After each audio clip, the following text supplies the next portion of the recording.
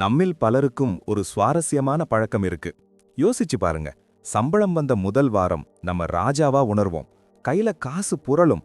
ஆனா அதே மாதத்தோட கடைசி வாரம் வரும்போது அடுத்த சம்பளம் எப்ப வரும்னு தேதிய ஏக்கத்தோட பார்த்துக்கிட்டே இருப்போம். இந்த முதல் வார ராஜாவுக்கும் கடைசி வார கூஜாவுக்கும் நடுவுல நம்ம பணம் எங்க போகுது? நாம கஷ்டப்பட்டு உழைக்கிறோம், சம்பாதிக்கிறோம். ஆனா ஏன் நம்மளால பணத்தை சேமிக்க முடியல? இங்க பிரச்சனை சம்பாத்தியத்துல இல்ல, பணத்தை கையாளும் விதத்துல தான் இருக்கு. பணத்தை நிர்வகிக்கிறது ஒரு பெரிய ராக்கெட் விஞ்ஞானம் எல்லாம் இல்ல, அது ஒரு சின்ன கலை. சில எளிய விதிகளை நாம புரிஞ்சுக்கிட்டாலே போதும். இந்த மாச கடைசி திண்டாட்டத்துக்கு நாம முழுசா ஒரு முற்றுப்புள்ளி வச்சிடலாம். இன்னைக்கு உங்க வாழ்க்கைய மாற்றக்கூடிய ஒரு அருமையான கதையையும் நாம அன்றாடம் செய்யற ஆனா கவனிக்க தவறுகிற 8 செலவுகளை பத்தியும் பார்க்க போறோம். இந்த தவறுகளை நாம சரி செஞ்சா மட்டும் போதும், பணம் தானா நம்ம பர்ஸ்ல தங்க ஆரம்பிக்கும். சரி, வாங்க வீடியோக்குள்ள போகலாம். ஒரு ஞானி திரண்டிருந்த மக்களுக்கு முன்னால் சொற்பொழிவாற்றிக் கொண்டிருந்தார். பணத்தின் பின்னால் ஓடாதீர்கள், அது ஒரு மாயைச் சேறு. இதில் சிக்கிக் கொண்டவர்கள் வாழ்நாள் முழுவதும் துக்கத்திலேயே இருப்பார்கள் என்று அவர் உணர்ச்சி வசப்பட பேச அனைவரும் கரவொலி எழுப்பி ஆர்ப்பரித்தனர். ஆனால் அந்த ஞானி இந்த சொற்பொழிவை நடத்த பணம் வாங்குகிறார் என்பது அங்கிருந்த யாருக்கும் தெரியவில்லை. இதுதான் மாயையின் விளையாட்டு. இந்த உலகில் மிகச் சிலருக்கே இது புரிகிறது. யார் இதை உணர்ந்து கொள்கிறார்களோ அவர்களை இந்த மாயை உச்சத்தின் சிகரத்திற்கு கொண்டு சென்றிருக்கிறது.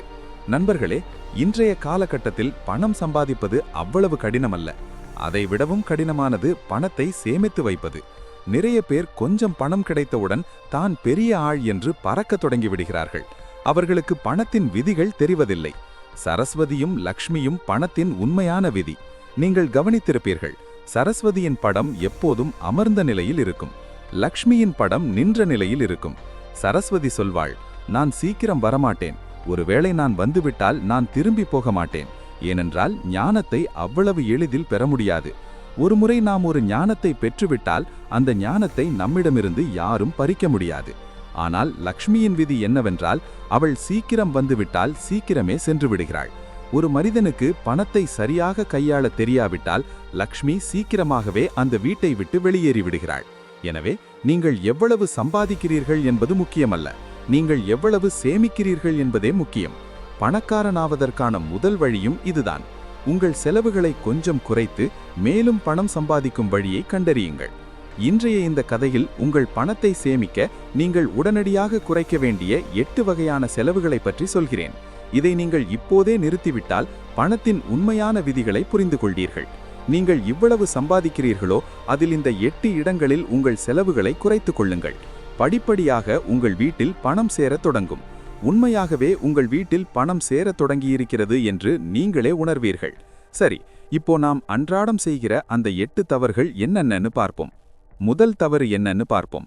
நான் தான் பெரிய ஆள், பிறருக்காக செய்யும் ஆடம்பர செலவுகள். நமது தேவைக்காக ஒரு பொருளை வாங்குவது வேறு, ஆனால் அடுத்தவர்களின் பார்வைக்காக நம்மை பெருமையாகவும் பணக்காரர்களாகவும் காட்டிக்கொள்வதற்காக தகுதிக்கு மீறி ஒரு புதிய கார், பெரிய பைக் அல்லது விலையுயர்ந்த அலைபேசியை மாட தவணையில் வாங்குவதுதான் நாம் செய்யும் பெரிய தவறு. ஒரு கணம் யோசியுங்கள், இந்த பொருள் உண்மையிலேயே எனக்கு தேவையா அல்லது அடுத்தவர்களிடம் நான் பெரிய ஆள் என்று காட்ட தேவையா? இந்த கேள்விக்கு நீங்கள் நேர்மையாக பதில் தேடினால் உங்கள் செலவில் ஒரு பெரிய பங்கு குறைந்துவிடும். சமூக வலைத்தளங்களில் வரும் படங்களையும் நண்பர்களின் ஆடம்பர பொருட்களையும் பார்த்து ஈர்க்கப்பட்டு நமது நிதிநிலையை மறந்து செய்யும் செலவுகள் மன அமைதியை குலைத்து கடனை மட்டுமே பரிசளிக்கும். உங்கள் சுயமதிப்பு நீங்கள் வைத்திருக்கும் பொருட்களில் இல்லை, உங்கள் சாதனைகளிலும் மன அமைதியிலும் தான் இருக்கிறது என்பதை உணர்ந்து செயற்படுங்கள். அடுத்து நாம செய்கிற இரண்டாவது தப்பு, தள்ளுபடி மாயாஜால விற்பனையின் மாயவலை. கடைகளில் கண்ணை பறிக்கும் 50% தள்ளுபடி, இப்போதே வாங்குங்கள், சிறப்புச் சலுகை போன்ற விளம்பரங்களை பார்த்தவுடன் நமக்கு அது தேவையா இல்லையா என்று யோசிக்கிறதே இல்லை. விலை குறைவாக கிடைக்கிறது, அப்புறம் வாங்க முடியாது என்ற எண்ணத்தில் தேவையே இல்லாத ஒரு பொருளை வாங்கி வீட்டின் ஒரு மூலையில் போட்டுவிடுகிறோம். இந்த தள்ளுபடிகள் ஒரு மாயாஜாலம் போன்றவை. ஒரு சட்டை 2000 ரூபாய் என்று விளம்பரப்படுத்தி இப்போது 1000 ரூபாய் மட்டுமே என்று கூறிவிட்டால் நீங்கள் 1000 ரூபாய் மிச்சப்படுத்தியதாக நினைக்கிறீர்கள். ஆனால் உண்மையில் நீங்கள் 1000 ரூபாய் செலவு செய்துள்ளீர்கள். ஒரு தள்ளுபடி உங்களுக்கு தேவையான பொருள் மீது இருந்தால் மட்டுமே அது நல்ல தள்ளுபடி. மற்றபடி அது உங்க பணப்பையை காலி செய்யும் ஒரு தந்திரமே அன்றி வேறில்லை. திட்டமிட்டு வாங்குங்கள். தள்ளுபடிக்கு அடிமையாகாதீர்கள்.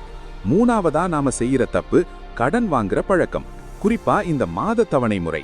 4 லட்சம் ரூபாய் மதிப்புள்ள ஒரு பொருளை மாதம் வெறும் 10,000 ரூபாய் கட்டினால் போதும் என்று சலுகைகள் வரும்போது அந்த பொருள் நமக்கு மலிவாக தெரிகிறது. ஆனால் உண்மையில் நாம் அசல் தொகையோடு கண்ணுக்கு தெரியாத வட்டியையும் சேர்த்து அதிகமாக பணம் கட்டுகிறோம்.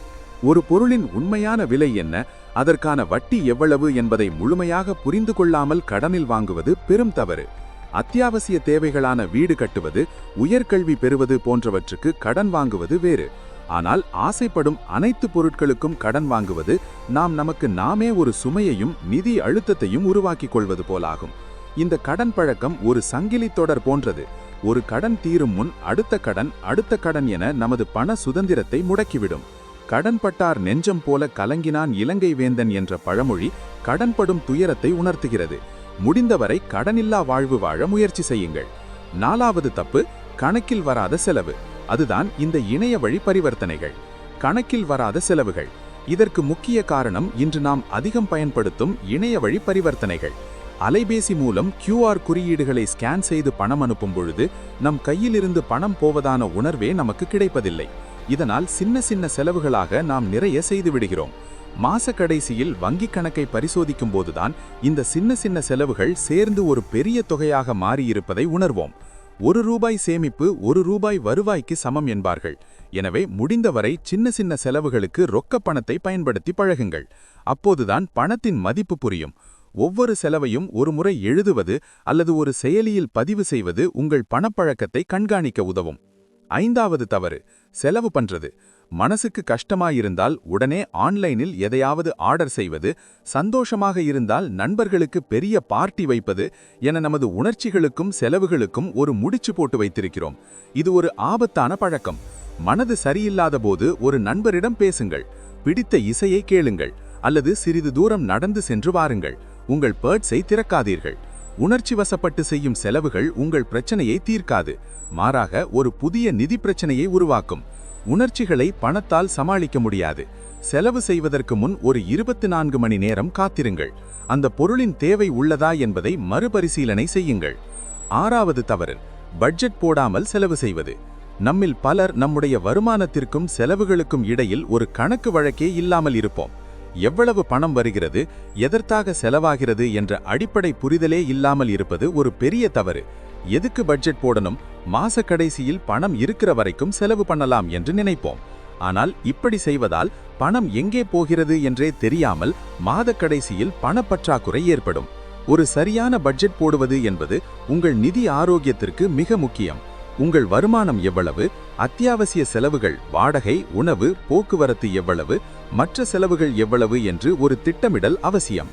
இது உங்கள் பணத்தை எங்கே குறைக்கலாம், எங்கே சேமிக்கலாம் என்று தெளிவாக காட்டும். பட்ஜெட் போடுவது என்பது உங்கள் பணத்தை கட்டுப்படுத்துவதல்ல, மாறாக உங்கள் பணத்திற்கு நீங்கள் ஒரு தெளிவான திசையை காட்டுவது.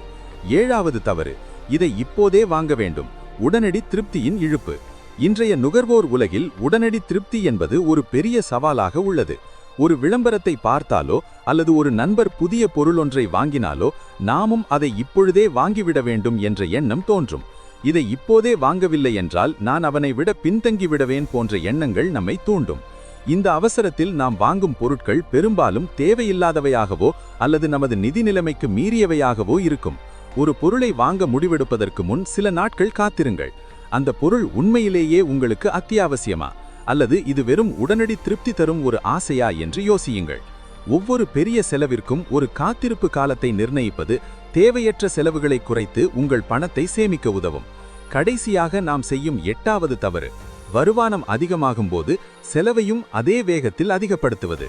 சம்பளம் ஏறியவுடன் இப்போது எனக்கு அதிக பணம் வருகிறது என்று எண்ணி புது அலைபேசி, பெரிய பைக், விலையுயர்ந்த உடை என்று நமது வாழ்க்கை தரம் தானாகவே ஏறிவிடும். ஆனால் நமது சேமிப்பு மட்டும் அதே இடத்தில் அல்லது அதைவிட குறைவாகவே இருக்கும். இது ஒரு கண்ணி வழி போன்றது. இதை தவிர்க்க ஒரு எளிய வழி இருக்கிறது. சம்பளம் வந்த தேதியிலேயே ஒரு குறிப்பிட்ட தொகையை, உதாரணமாக 10% அல்லது 20% உங்கள் கண்ணுக்கு படாத வேறொரு வங்கிக் கணக்குக்கோ அல்லது ஒரு பாதுகாப்பான முதலீட்டுக்கோ மாற்றிவிடுங்கள். மிச்சமிருக்கிற பணத்திலேயே செலவு செய்ய பழகுங்கள். இது உங்களை ஒரு நிதி ஒழுங்குக்குள் கொண்டு வரும். இந்த முதலில் சேமி பிறகு செலவிடு என்ற விதி உங்கள் நிதி பயணத்தில் ஒரு பொன் விதியாக இருக்க வேண்டும். இந்த 8 தவறுகளையும் நாம் புரிந்து கொண்டு நிதானமாக செயல்பட்டால் பணம் நம் கைகளில் நிலைத்திருக்கும். பணக்காரனாவது என்பது எவ்வளவு சம்பாதிக்கிறோம் என்பதில் இல்லை, எவ்வளவு சேமிக்கிறோம் என்பதில்தான் இருக்கிறது. அவ்வளவுதாங்க. இந்த 8 சின்ன சின்ன விஷயங்கள்ல நாம கொஞ்சம் கவனமா இருந்தா போதும். பணத்தை சேமிக்கிறது, முதலீடு பண்றது எல்லாம் ஒரு பெரிய விஷயம் இல்ல. அது ஒரு நல்ல பழக்கம், அவ்வளவுதான். கஷ்டப்பட்டு உழைக்கிற உங்களுக்கு உங்க பணத்தை எப்படி நிர்வகிக்கணும்னு தெரியாதா என்ன? நிச்சயம் தெரியும்.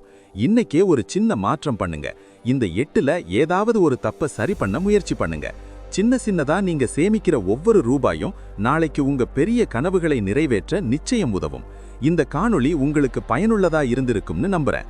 உங்க கருத்துக்களை கீழே கமெண்ட்ல சொல்லுங்க. வீடியோ பிடிச்சிருந்தா ஒரு லைக் பண்ணி உங்க நண்பர்களுக்கும் பகிருங்க. நம்ம சேனலை சப்ஸ்கிரைப் பண்ணிக்கோங்க.